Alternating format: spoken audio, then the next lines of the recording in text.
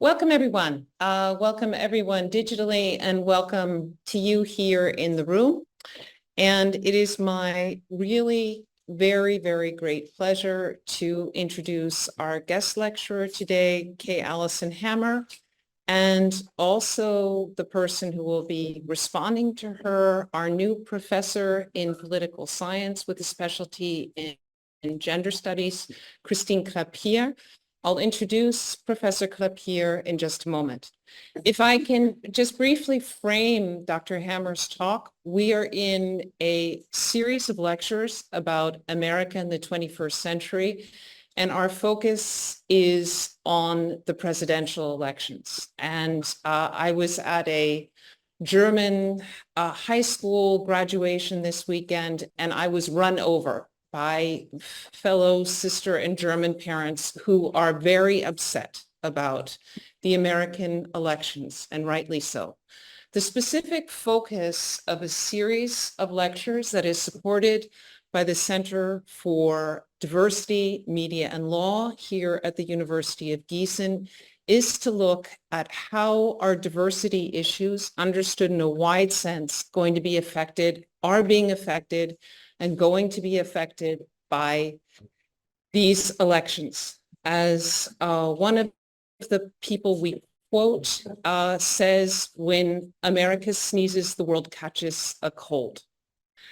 As a part of this series, we have the great pleasure of welcoming Allison Hammer, who is also staying here with us for a guest fellowship for a few weeks. Allison Hammer is an assistant professor and coordinator in the Women, Gender, and Sexuality Studies program at Southern Illinois University at Carbondale. Their monograph, Masculinity and Transition, was published in 2023 by the University of Minnesota Press. I had the great honor of being a part of the book launch for that book, and I can only recommend it.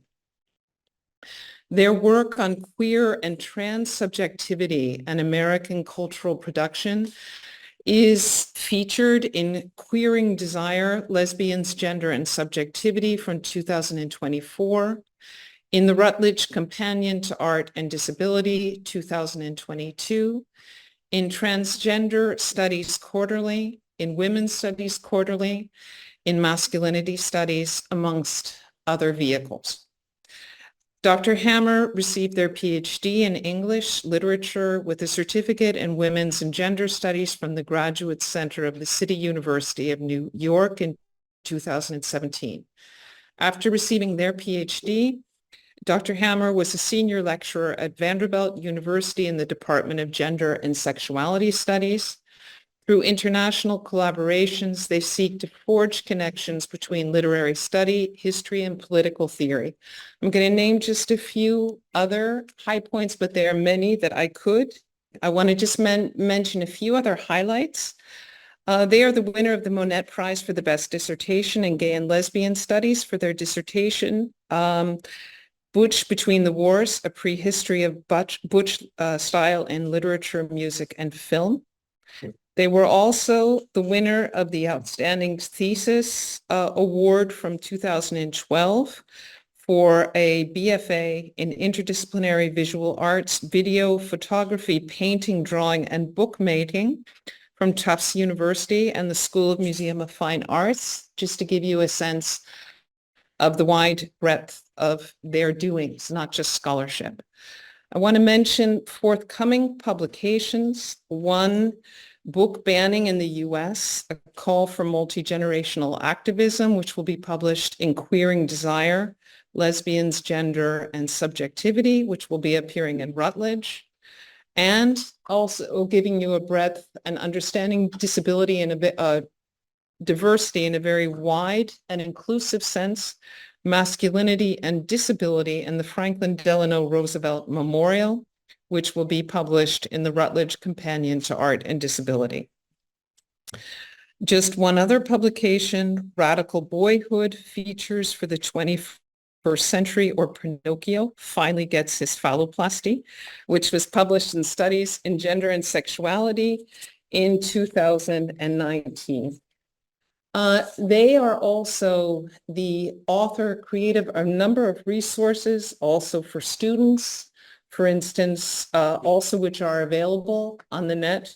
Writing resource guide for the Women's Gender and Sexuality Studies program at the College of Staten Island from 2017, and also a resource on encoded archival description. I'd like to say just one more word about their work in progress. Dr. Hammer is working on a second book project that will explore the relationship between transgender theory, masculinity, race, and disability across embodiments, sexuality, and gender expression. Using a transnational archive of 20th and 21st literature and visual art, including for the public, the book will focus on the disabling conditions of racial capitalism and far-right ideologies, which reveal the fragility rather than the so-called natural hegemony of white, so-called able-bodied masculinity. The book will focus on the resistant political formation of unruly alliance featured in Masculinity in Transition, which can be used to map political bonds across difference that occur between people who come to occupy the same pockets of resistance, often during times of political, economic, and environmental crisis. Unruly alliances escape the imprint of fraternal constructs, transcending the limits of identitarian thinking beyond the realm of heteronormative domestic and familiar arrangements. They help us to zero in on moments when conditions are ripe for unlikely coalitions to build and grow. Dear Dr. Hammer, dear Allison, it's really our great honor to have you here in Gießen. Welcome.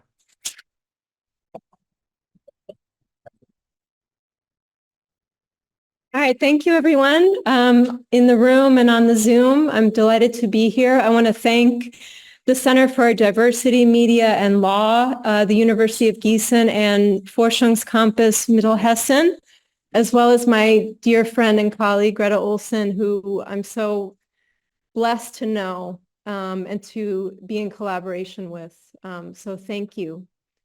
And now that you've had plenty of time to stare at the title of the presentation today, How to Make an Enemy, Transmisogyny in the U.S. Presidential Election, we're going to go ahead and get started.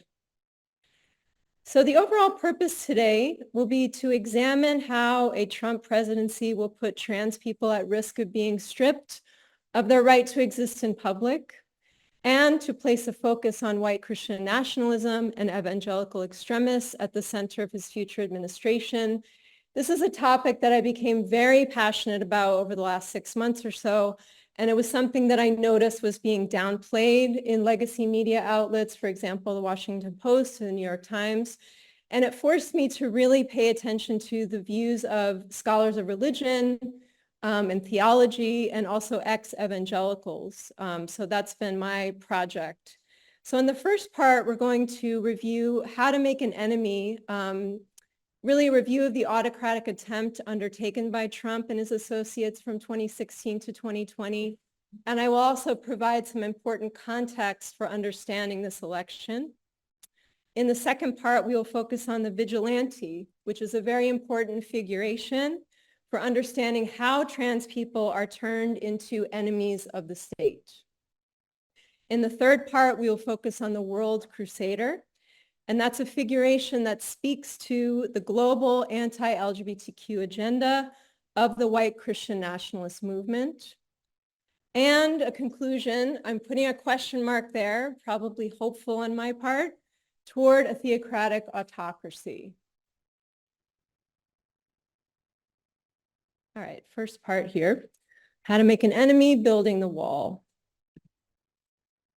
We're going to start with this quote. I want you to retain this quote as we move forward.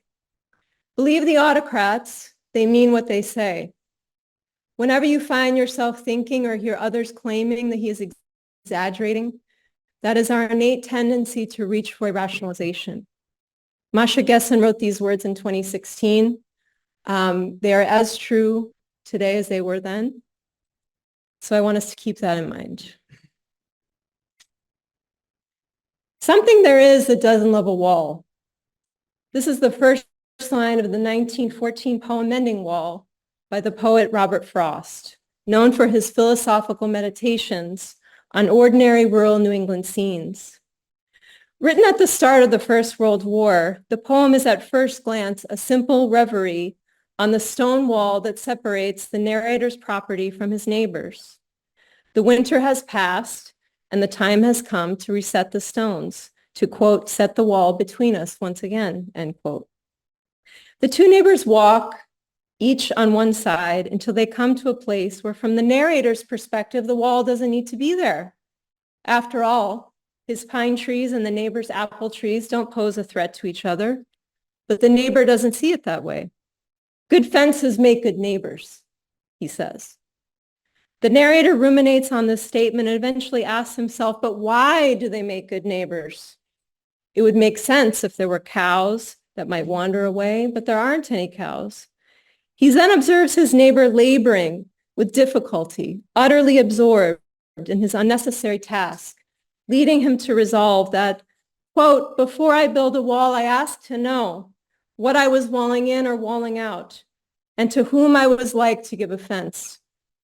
He begins to see his neighbor differently, as someone who moves in darkness, like so many others before him. Something there is that doesn't love a wall, that wants it down, Frost writes.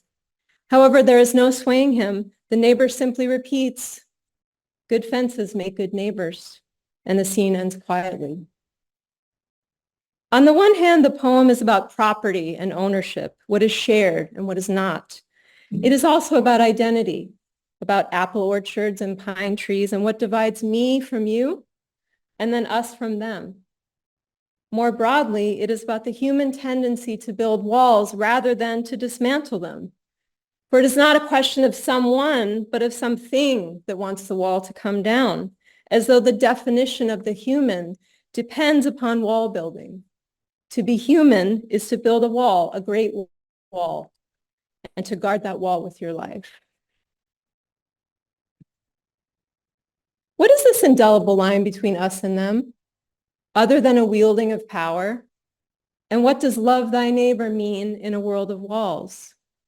As I've written in Masculinity and Transition, the fortification of the U.S. southern border, the desire and yet the folly of making it impenetrable for the enemy, refuge, and migrant has been for many decades a national obsession. The escalation of militarization and surveillance after NAFTA in 1994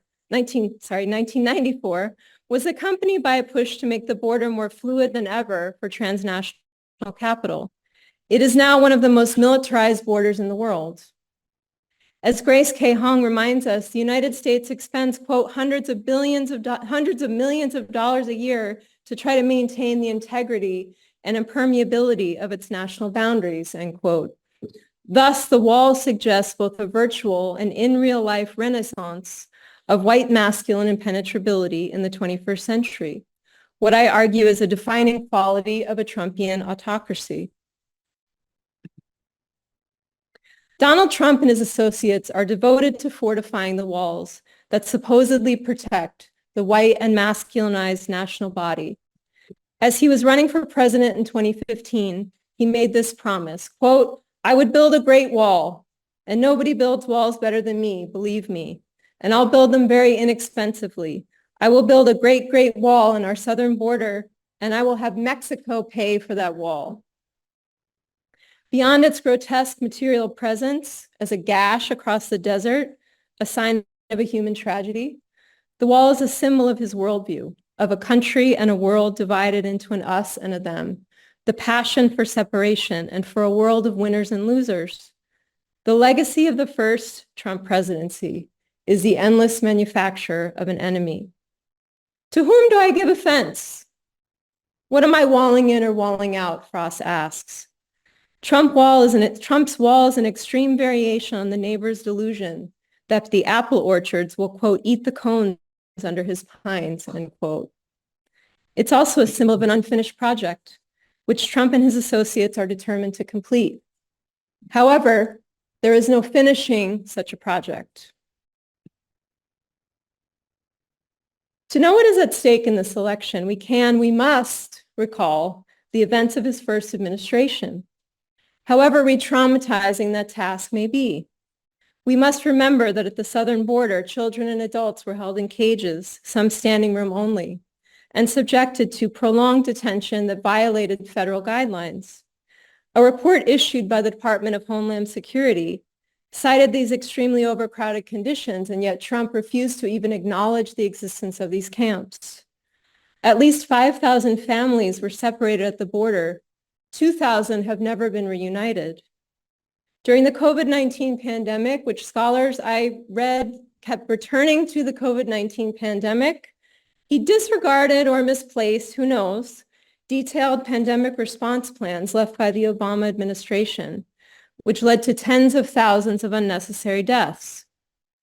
He humiliated the government's own public health experts, whose lives were threatened by his supporters. He refused to enact the Defense Production Act, which would have ramped up manufacturing of desperately needed supplies, and he withdrew from the World Health Organization. White House briefings disappeared, leaving many of his actions to occur in the shadows. While his open admiration of autocrats, Putin, Kim Jong-un, Jair Bolsonaro, became a source of comic relief, his autocratic attempt on the United States was clear. His incitement of a violent coup d'etat on January 6, 2021, simply confirmed his callous and self-centered contempt for democracy.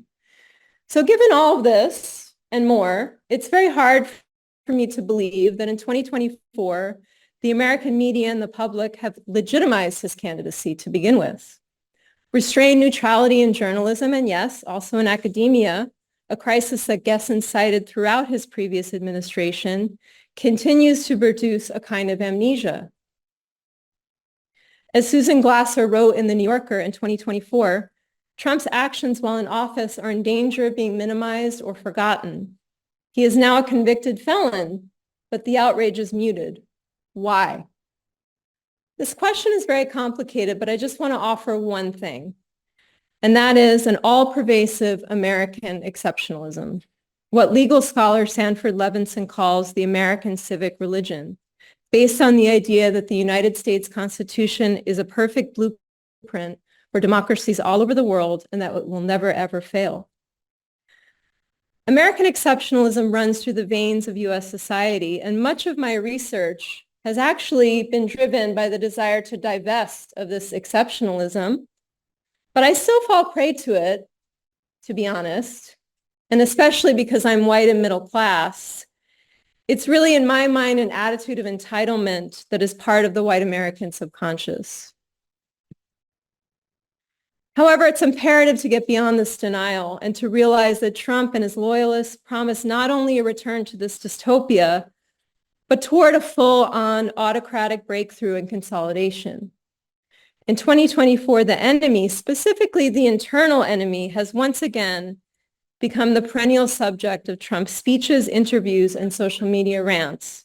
So let's watch a clip of a recent interview on Fox and Friends, and let's keep in mind that the video was taped 48 hours after a New York court found him guilty of 34 counts of falsifying records in a scheme to illegally influence the 2016 election. In 48 hours, what did I do? Well, look, I'm fighting for the Constitution. I'm fighting for the same thing that you three. I want you all the time, and same thing that you do. You fight for freedom. You fight for your country. These people are sick. They're sick. They're deranged. I talk about the enemy on the outside and the enemy from within. Say Russia, China, and against what president you always have them. Quite easily, actually. We have a lot of advantages. But the enemy from within, they are doing damage to this country. They want open borders. They want high interest rates. They now want to quadruple your taxes. Quadruple. All my life I watched politics. Okay. With his use of words like sick and deranged to describe these enemies within, his politics can be described as Schmittian, that is, echoing the theories of Carl Schmitt, Weimar-era critic of liberal parliamentarianism. In fact, Schmitt might have applauded Trump and the GOP agenda, intent on war, predation, and racial and civilizational divide, for he too saw politics as a battle against an enemy who must be defeated at all costs. Once the sovereign leader decides that a state of exception exists outside of the legal order, all citizens become combatants. Without the division between friend and enemy and the possibility of war against the enemy, Schmidt believed the world would descend into rogue violence, creating the conditions for more, not less conflict. If an enemy did not already exist, then one would have to be invented. For the US, the enemy of the state has always been external and internal. This is important. This is not new. As shown through the extermination of indigenous peoples, enslavement, legalized segregation under Jim Crow, and today's mass incarceration. So while immigrants are obviously a primary enemy within for Trump, trans people are often referenced in the same breath. So we're going to watch another clip from the same interview.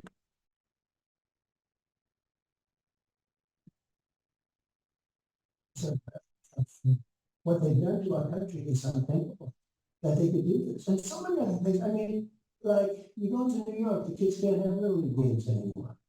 It sounds so trivial, right? Why? Because the migrants are living in the fields. They're all tests. At least you want to play around the tents. But no, I mean, but when you think of, like, common sense, who really thinks that men should be playing in women's sports, right? It's something I mentioned all the time. It's one of the biggest applause, but who, where does the money come from?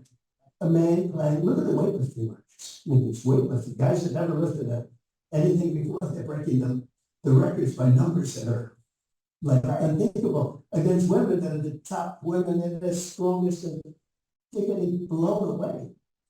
Who would think the swimming race, the track race, it's crazy. It's just crazy. I actually, when I first heard about it, what was it, about 6, 7, 8 years ago, right? When I first heard about it, I actually thought they were kidding. I thought, it's just a funny joke. But they're actually serious about it. They're actually committed to it. And who would want that? Who would want open borders? Who would want this? Okay, so that's what I wanted to point out, is that directly after this claim that trans women are just a joke, he thought it was a funny joke. Immediately after that, he talks about open borders. It becomes one sentence, right? And this is not the only example. There are many other examples of this. So simultaneously demonizing immigrants and trans women athletes likely garner praise from a number of his admirers, but white Christian nationalists, specifically evangelical extremists, I want to parse this a little bit. Evangelicals are the primary group that I consider to be white Christian nationalists. Catholics can also be white Christian nationalists. They're a bit more of a complicated group. They do not call themselves white Christian nationalists. They will say they are Christian nationalists, but the white is added to critique a racist movement, essentially, if that makes sense. So while the reporting on this steadfast source of support has been often lacking or incomplete, the agenda they have pushed is already at the heart of anti-abortion law, bans on health care for trans youth, bathroom bills, bans on trans athletes, book banning, and more. So I have really come to believe that evangelical extremists pose the greatest threat to trans existence in the United States. So we're not talking about citizenship. We're talking about existence. They would like to ban trans people from existing in public and from accessing medical care. And under another Trump administration, they will be politically empowered to do so. So the dehumanization of trans people is not new, but is rather recycled on a continuous loop. So Gessen recalls that in 2016, he vowed his base a return to an imaginary past in which their jobs and daughters were safe from brown-skinned immigrants, in which the threat of what Trump calls radical Islamic terrorism was vanquished or had never existed, in which white people did not have to treat African Americans as equals, women didn't meddle in politics, gay people didn't advertise their sexual orientation, and trans people didn't exist. He fulfilled this last promise through a list of laws, but I want to point to one that I think is especially significant, and that is his ban by tweet on trans people from the military. So this ban is significant because it set up an opposition between the military, the symbol of American dominance in the world, and trans people. So in 2024, Trump once again promises his followers that they will live in a society free of so-called transgenderism. And a constellation of legal and social developments should tell us their plans to turn trans people into personae non grata. So white Christian nationalism, transmisogyny, and the 2024 election can be understood through two figurations, the vigilante and the world crusader. The vigilante construct has its own dark history in the United States, as I mentioned, conjuring the ongoing internal war against Black, Indigenous, and people of color. So here, the vigilante is emboldened to take the law into their own hands. And it's an outcome of what I'm calling political trans homophobia. In conversation with, yes. All right. So this term, political trans homophobia, is what I use to discuss how sort of an intensified manipulation of their term, political homophobia, and how it's used against trans populations. So both are manufactured to legitimize corrupt governments and to concentrate power in the hands of elites. So evangelical extremists who feel they must battle literally for the soul of the nation encourage online bullying and actual violence against trans people and the LGBTQ plus community more broadly. So the battle is not confined to the United States. They see themselves as world crusaders, shown by the evangelical influence on Nigeria, Kenya, and Uganda, which has just passed one of the cruelest anti-LGBTQ laws in existence.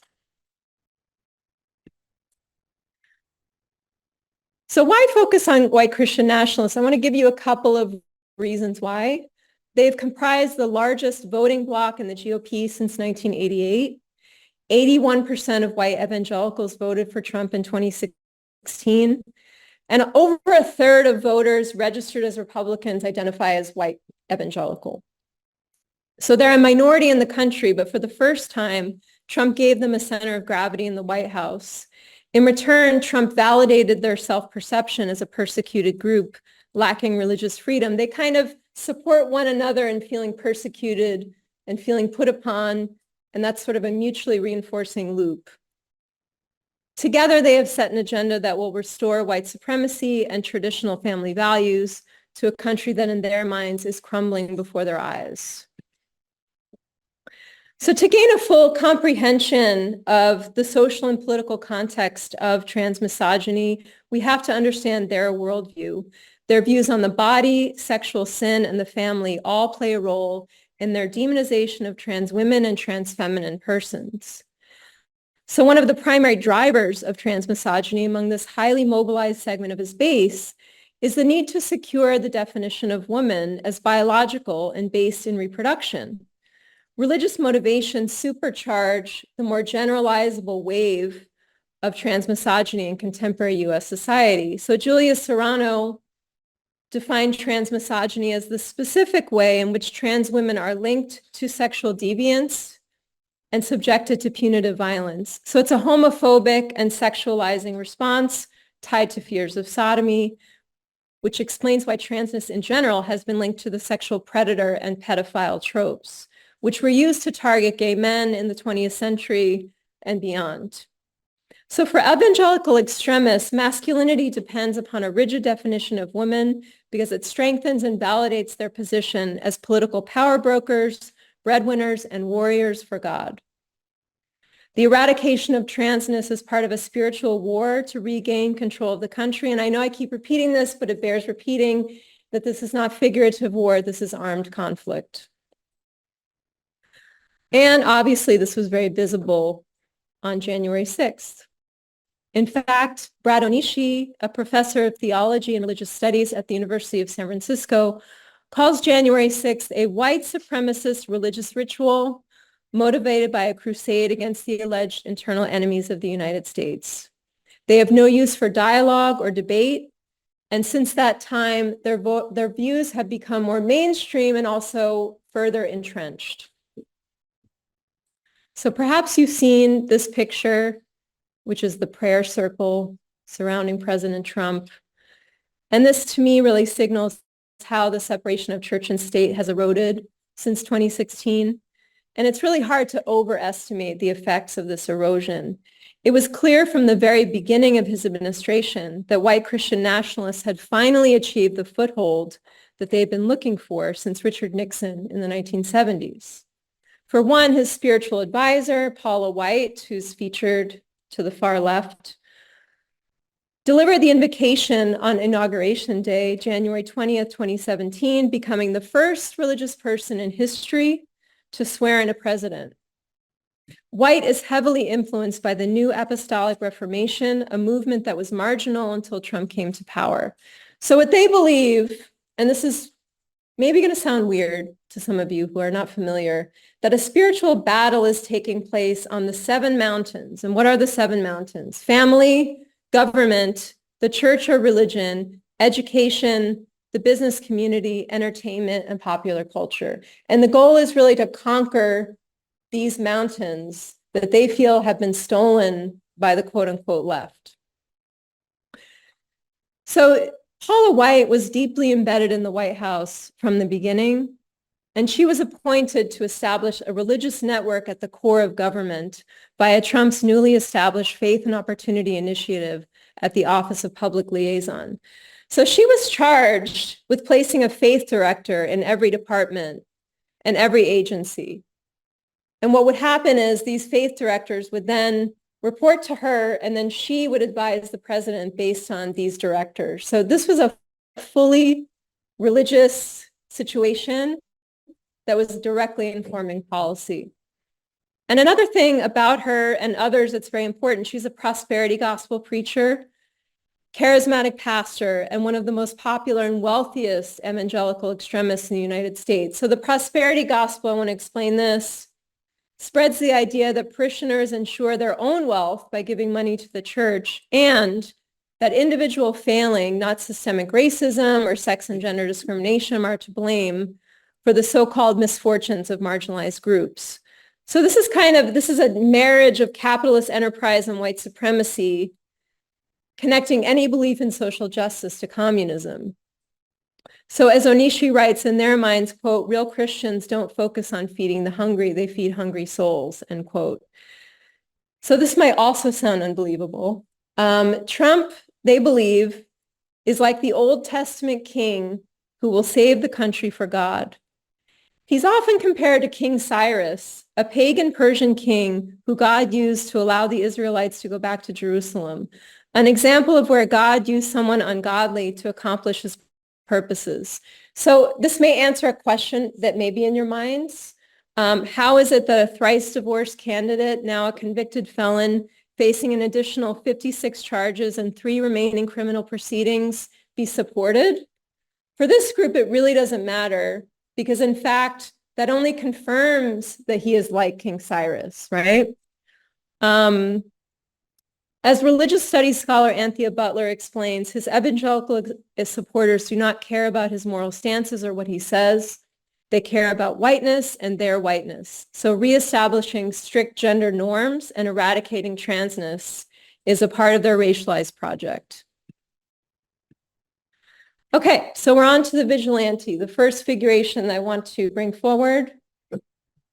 So Trump, as we know now, actively promotes Schmitt's idea that every citizen must become a combatant once the enemy has been flagged.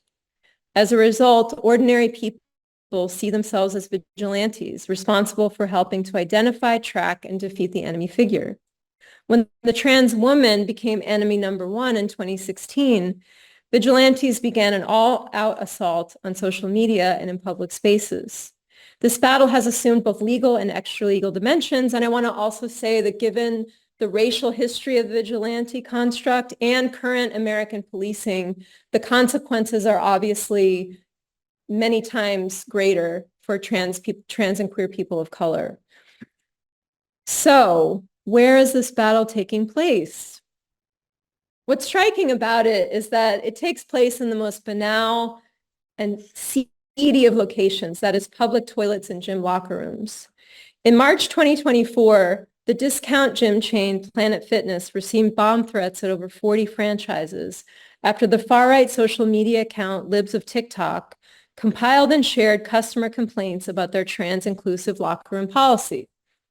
Now, just to explain a little bit about Libs of TikTok, for those of you who don't know, they post about 10, 12, sometimes more videos per day that are anti-trans, anti-LGBTQ, and anti-immigrant. It's a constant flood of videos compiled together.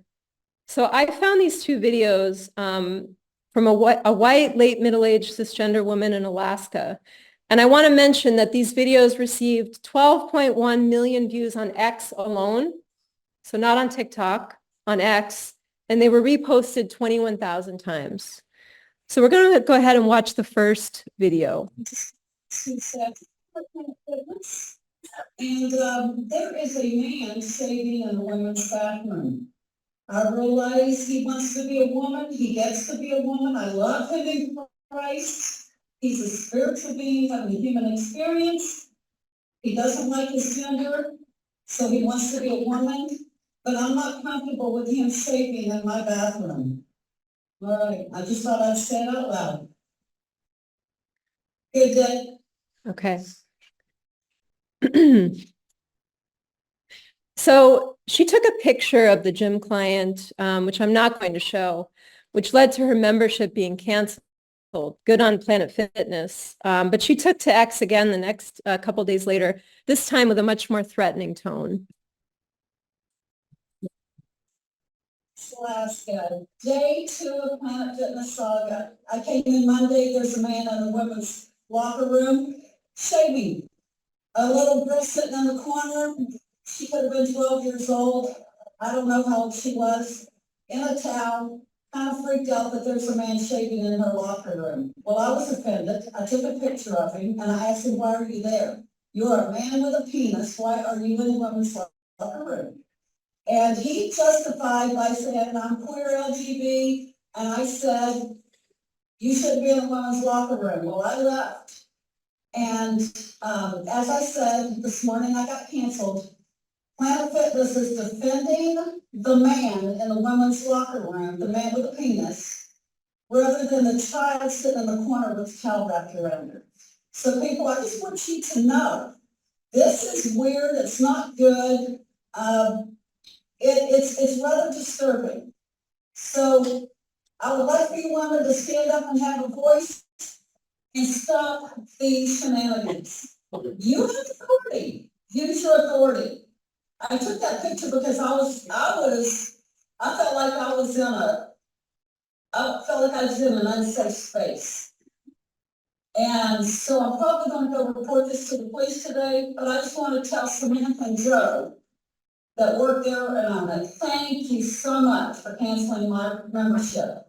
You saved me the trip. Have a great day. Bye-bye. Okay, we could probably spend a couple hours unpacking this. But just to say, here the ugly face of transmisogyny emerges under the cover of religious beliefs. We see the structural and all-consuming nature of transfeminine hatred, even while I want to point out it's really not clear how this person identifies, and that's important. It's this fear of trans femininity which is present nonetheless as a very specific category of deviance. As trans scholar Jules Gill Peterson argues, the historical and present day targeting and separating out of trans feminine individuals involves a spectacle of violence meant to restore moral and relational order in alignment with state power. A trans feminine person's presence is automatically perceived as an aggression and a threat, regardless. Notice that this person has done nothing other than exist, right? They've done nothing. One should not accept as genuine, by the way, the gym client's love for them in Christ when she simultaneously misgenders, humiliates, and degrades them to an audience of millions. However, she enacts a common double move for white evangelical extremists. That is, on the one hand, they're told to love the sinner. But if they persist in parading their sinful existence about in public, they should be prosecuted, regardless of their actual actions. So hang on to your seats for the next one. So online sermons reproduce and reframe Trump's trans-misogynistic rhetoric from Fox News and the like. One such pastor is Dutch Sheets. So I don't know if all of you have heard about the Appeal to Heaven flag that Samuel Alito flew outside of his summer residence. This is the person who brought that flag to prominence. He was the one who unearthed that flag. And what that flag actually means is that when official channels of change fail, in other words, institutions, you need to go outside of the system to produce the change that you need. So in his sermon, which by the way, receives hundreds of thousands of views, these are very well watched. We're going to hear a little bit more about what they think of trans folks. Hello, and thank you for joining today for PM 18. It'll be just 2 or 3 minutes longer today, but I promise you, extremely important. It will be worth it. As being intolerant and want to align public opinion against them. What is happening is called psychological projection. Intolerant activists accuse Christians of being intolerant, when in reality, they are the ones who are intolerant of Christians. It's a narcissistic response called blame shifting, where the attacker blames the victim. They accuse the innocent what they are guilty of.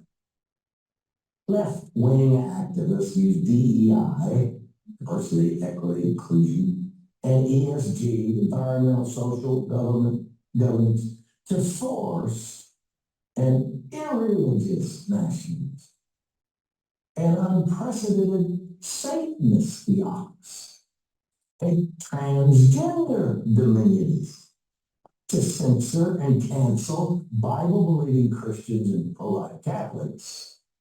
They employ critical race theory, socialist tactic, to divide those opposing their agenda, in this case Christians, into various groups which fight among themselves.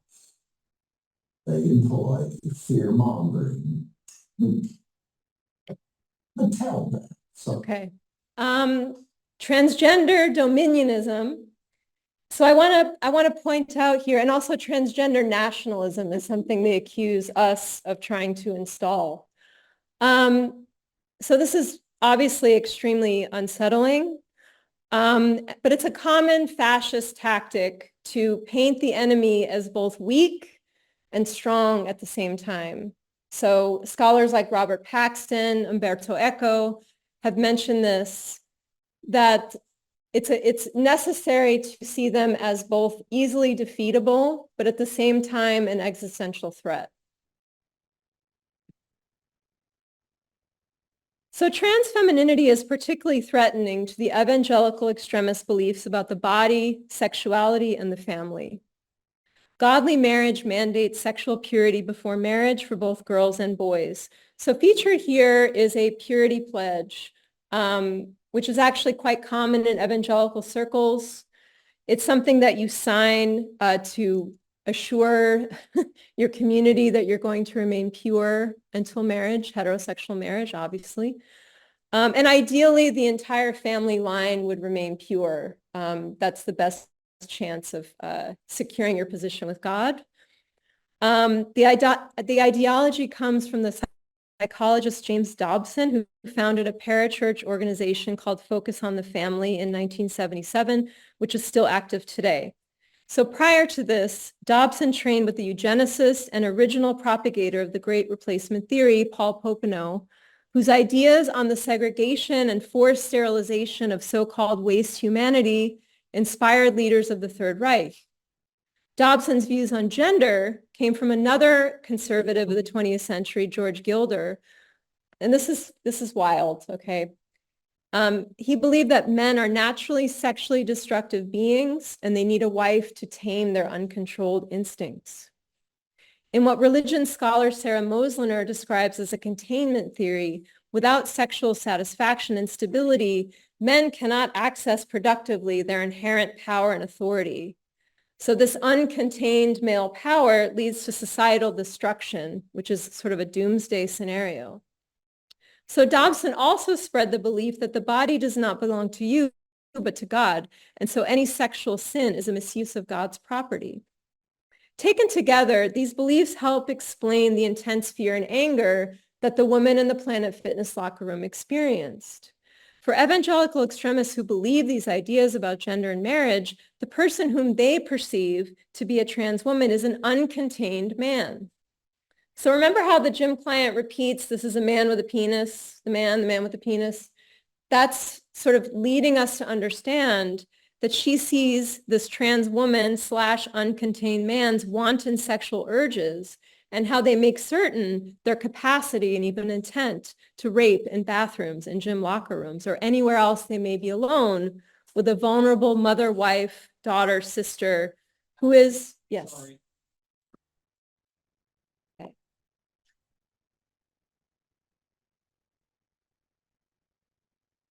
Okay. Who is by godly design. So basically women are by godly design, obedient and submissive. Tampering with the body, which is not yours, but God's via medical intervention is a sexual sin of the highest order. And any attempt to change the gender contract set forth in the book of Genesis puts the whole world in danger. So as though things could not get more bizarre, in the 1980s, there was a radio announcer called Rush Limbaugh, radio show host, who really started the conspiracy theory momentum. And the Obama administration actually saw the biggest rise in such theories. One conspiracy theory gained so much prominence that it actually still circulates today. And that is that then First Lady Michelle Obama was actually a trans woman named Michael. Apparently, the claim was verifiable because there were no pictures online of Michelle giving birth to Malia and Sasha. It's okay, we can laugh, okay? It's okay.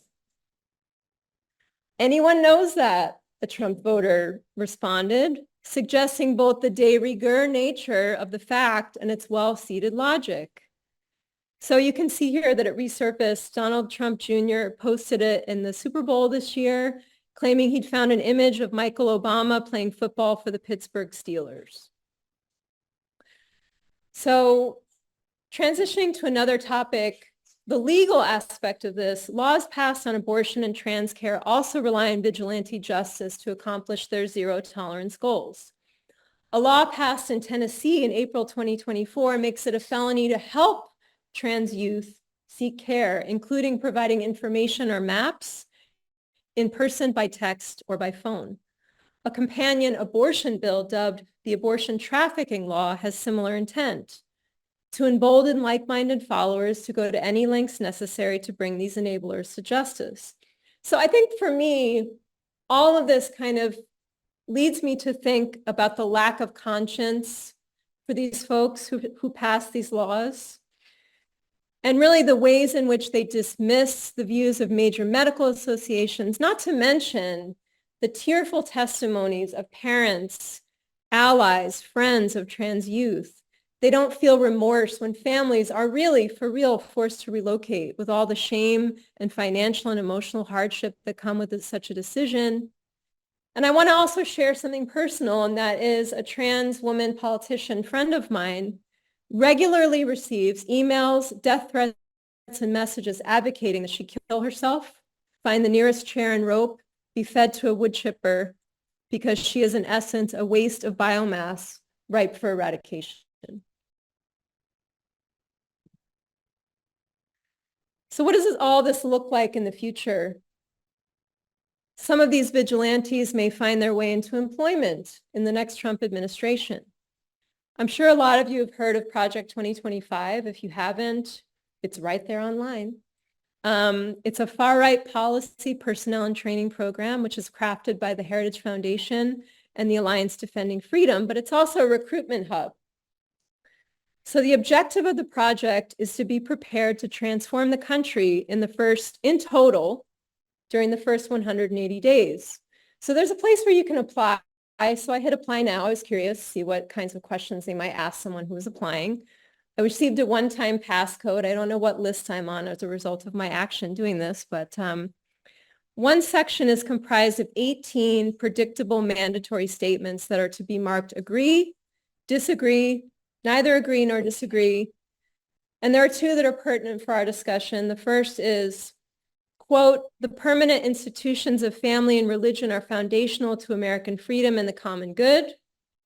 And the next, quote, the federal government should recognize only two unchanging sexes, male and female, as a matter of policy.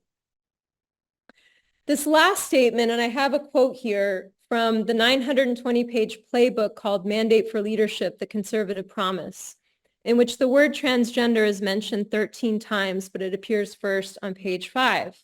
And you've had a chance now to look at it. Educators and librarians from the US who might be in the room,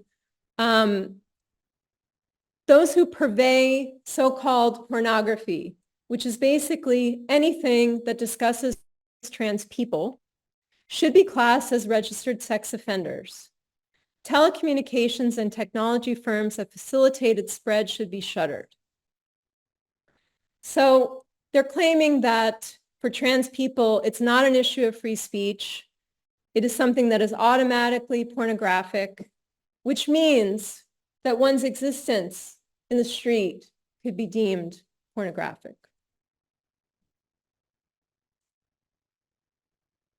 Okay. So for some evangelicals, it's not enough to force your beliefs upon an unwilling majority in your own country. They're determined to stand atop the so-called besieged seven mountains, not just in the United States, but all over the world. This militarized zealotry has given rise to the world crusader. These crusaders have been exceptionally proficient at attracting followers in ways that even shock experts. In 2024, sociologists Matthew Taylor and Paul Zuppa surveyed self-identified Christians to see how mainstream these once fringe concepts had become. They crafted the questions in a very specific way to match in word and tone the preachings of the NAR. So there's a widespread belief, for example, that the world is experiencing a pandemic of demon possession, which is responsible for the rise in so-called transgenderism. So when respondents were asked if, quote, there are demonic principalities and powers who control physical territory, end quote, 69% said yes. Says Taylor, if you really believe that there are demons controlling your city hall, your state capital, a whole province in another part of the world, then you will feel it is your responsibility to liberate them. So at this point in the election cycle, Taylor explains, when people on the so-called left speak, they hear only the, quote, demons speaking through them, end quote. This is not, I know it seems like wild, right? But it's, yes. The right wing in the US now has a kind of lingua franca of warfare. Spiritual warfare language is a step toward warfare in real life once again. And in fact, this is the job description of the contemporary world crusader. The first world crusader in America, however, was Billy Graham, who led massive Christian revivals in tents and stadiums for 50 years. Graham sold both evangelicalism, family values, and the capitalistic American dream. At home, he was the quintessential post-war husband-father. Unlike the staid church preachers that people were used to in the 40s and 50s, he was magnetic and in tune with modern problems. Like today's evangelicals, his vision was grandiose and set on planetary conversion. This is also important and relevant for today. His post-war world tours in Europe also were heavily sponsored by devout Christian oil men who shared his vision of so-called international uplift. They helped fund the first Christian media empire, including a radio show called Hour of Decision, which attracted 20 million listeners. So it's actually at this point in history when the separation of church and state began to blur. Under Republican President Dwight Eisenhower, Graham became the first White House chaplain, rapidly sealing the Christian alliance with power. As Onishi phrases it, religion became the vehicle and politics the engine. Thanks to Eisenhower, who was converted by Graham, we now have the words, "In God we trust," printed on dollar bills. The phrase "under God" was tacked onto the Pledge of Allegiance, and the first prayer breakfast was held between political and religious leaders, an annual event to this day. The United States, therefore, has the most influential and richest evangelical network in the world. So there are around 2,000 megachurches. This is one example in Dallas, Texas. There are around 2,000 megachurches internationally. Around 1,750 are in the United States. That's the vast majority. A megachurch is the kind of venue most capable of spreading anti-trans views on a mass scale. They have rock bands, they have movie theater seating, top-notch sound systems, and the financial ability to send missionaries anywhere in the world. And these churches spread the so-called good news with mind-boggling efficiency. Nowhere has this been more visible than in Kenya, Uganda, and Nigeria. Since the early 2000s, Africa became the desired unconquered territory for evangelical extremists. They felt this was a captive audience, a poor population, ripe for the message of the prosperity gospel, and an obscure and terrifying anti-LGBT agenda. Preachers like Scott Lively of Abiding Truth Ministries enabled African preachers and politicians to build their careers and fortunes from this gospel of hate. And he influenced Parliament, touching off an hysteria against the new gay enemy, which led Uganda to pass one of the harshest anti-LGBT laws in the world in 2023. It needs to be noted, this is very important, that in upholding the law from a legal challenge in March 2024, the court used the Dobbs decision that overturned Roe versus Wade in the United States as a rationale to defend it. So I mentioned this term political homophobia, which I'm translating into political trans homophobia to point to the ways in which it's manipulated specifically around trans populations. And it brings me to a point that I make in the accompanying essay to this talk, which is that if we want to know what the US looks like for trans people under another Trump administration, we should look at these African countries, but particularly Uganda. We could think of political trans homophobia as acting like the sharpest edge of a long knife, intended to suppress the claims of any minoritized group that challenges established authority. The end goal is the legitimization of the ruling class who enact these laws in times of political crisis. So when the so-called Kill the Gays bill was first passed in Uganda in 2014, it was later dismissed on a technicality. Vigilante enforcers started to appear on every street corner. And there's a wonderful documentary called God Loves Uganda, in which an activist, David Kato, saw the storm clouds gathering, quote, "They, US evangelicals, forget that they are preaching to people who will just take the law into their own hands," end quote. This turned out to be a prophetic statement. Soon after this interview, he was bludgeoned to death by an unknown assailant. So this is where I want to introduce a little hope, so it's not too dark in here. Before his death, David Kato was fortunate to find an unlikely friend in Bishop Christopher Sanyonjo, a person whose allyship may seem beyond the reach of most people. Their friendship is an example of what I like to call unruly alliance, political bonds across difference that occur between people who come to occupy the same pockets of resistance.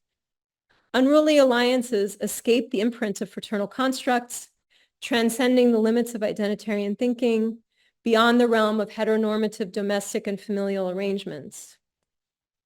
Bishop Sanyonjo was excommunicated from the Church of Uganda 20 years earlier for his affirming stance on LGBTQ+ people. Since that time, after many threats against his life, he developed a street ministry, helping Kato and many others in their efforts to provide care and resources. In the film, the bishop is shown presiding over Kato's burial after the mourners are subjected to a homophobic assault by a priest from his former church. He intervenes at the end of the service because he knows that if he does not, no one else will. Bishop Sanyonjo proceeds to console a crying young person who kneels at David's grave. "Please don't be discouraged," he told them. "God created you. God is on your side."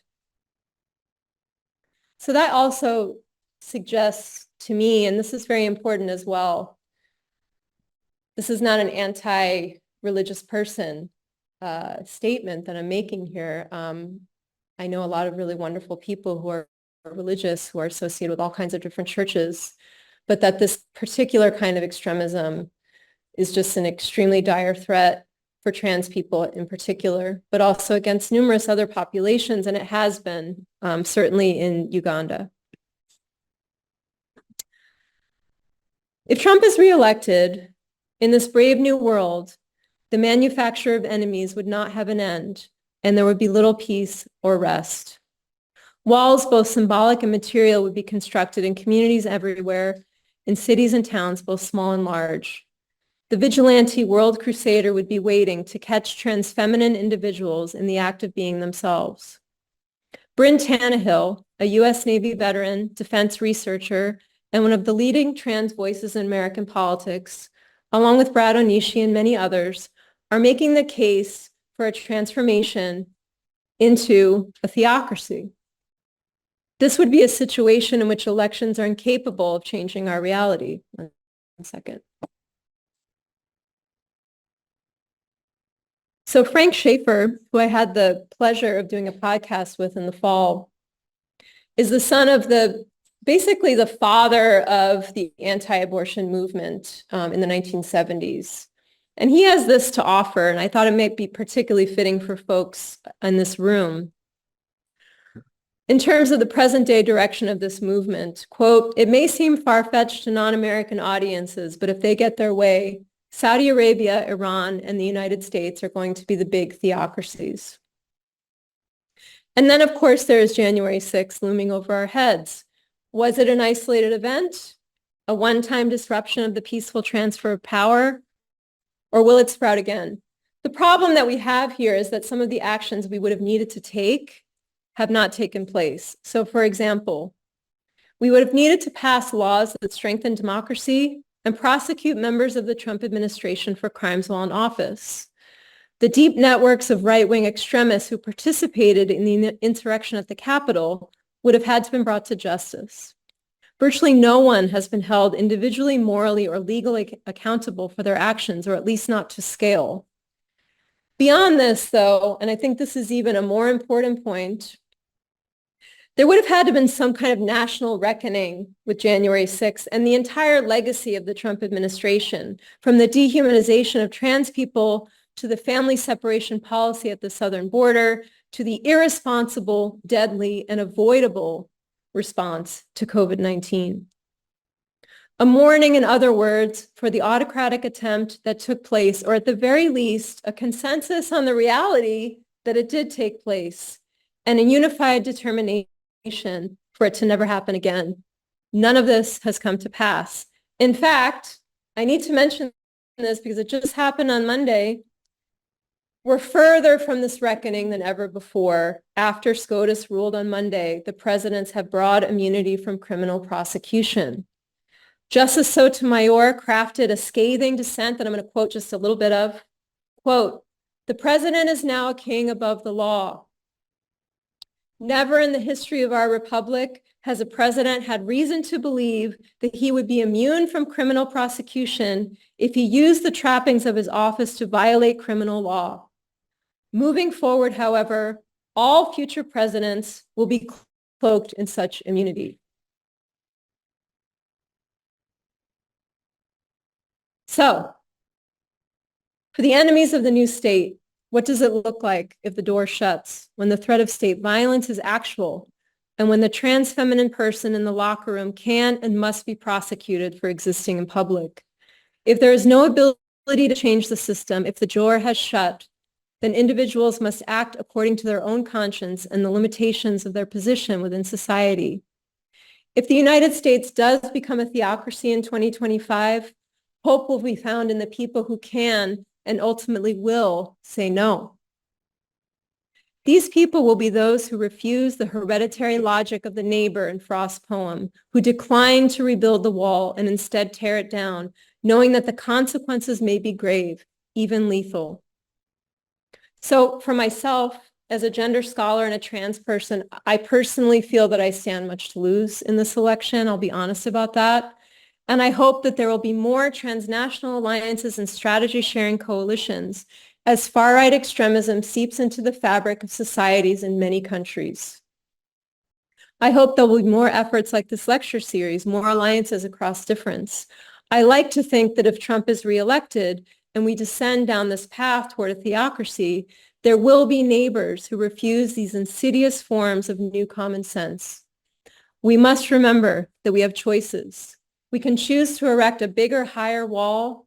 We can choose to follow the isolated and lonely path of masculine impenetrability, or we can leave the field unfenced, free to be as it is, a place where apple trees and pine trees commingle undisturbed. Thank you for your attention.